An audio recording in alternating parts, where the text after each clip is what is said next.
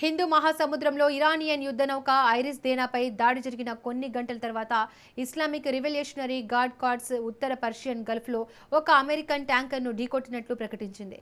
శ్రీలంక తీరంలో ఐరిస్ దేనాపై జరిగిన దాడికి అమెరికా ఖచ్చితంగా మూల్యం చెల్లించుకుంటుందని ఇరాన్ విదేశాంగ మంత్రి హెచ్చరించిన నేపథ్యంలో ఈ దాడి జరిగింది.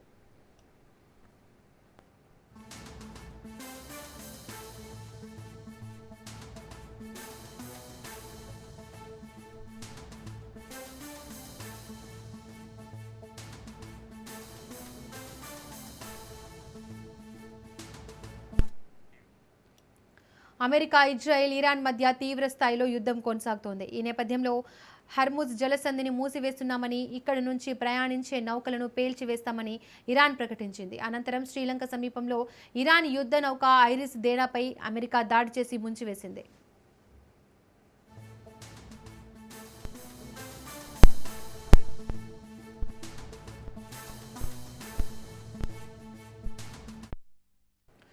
దీంతో గల్ఫ్లోని అమెరికా ట్యాంకర్లపై దాడి చేసి ఇరాన్ ప్రతీకారం తీర్చుకుంటుందని సమాచారం.